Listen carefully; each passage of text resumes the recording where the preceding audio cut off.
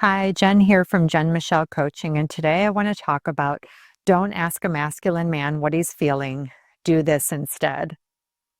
For those of you new to my channel, I would love to invite you to subscribe. I release a video each week, so let's dive into this subject.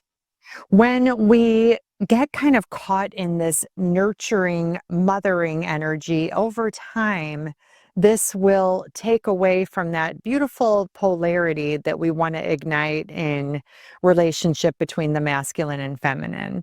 So instead, it is very powerful to move our masculine men into problem solving, thinking, visionary sort of energy, right? I even do this with my soon to be 13-year-old son.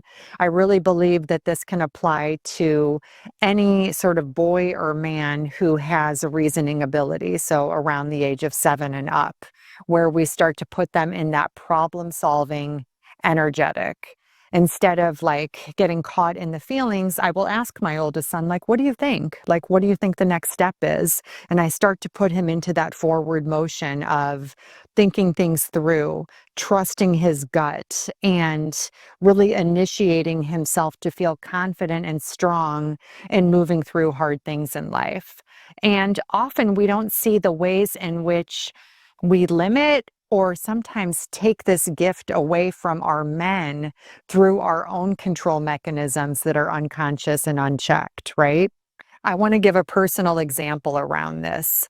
In the first year of my marriage, a lot of my own control mechanisms were totally unchecked, and I wanted to have like this final say on everything. So my husband was in his feminine, but in a very resentful and unhealthy way, where the polarity between us was way thrown off.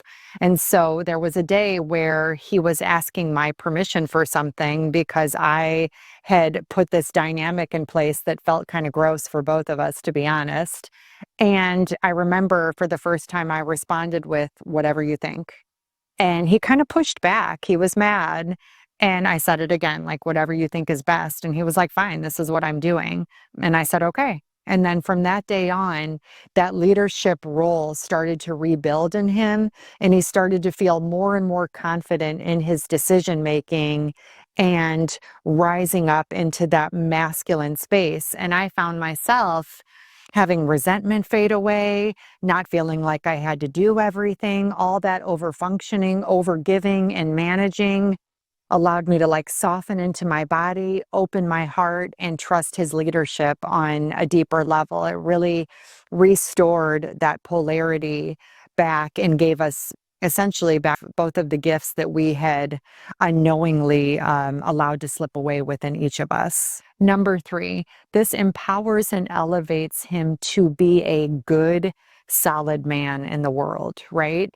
Because when we are asking a man what he's feeling and we're connecting with him the way we would with another woman, women don't often see the ways they unconsciously can bond through problems or complaints or concerns. And while it can be a wonderful way for a woman to feel better and to move past something, it often does the opposite to our men.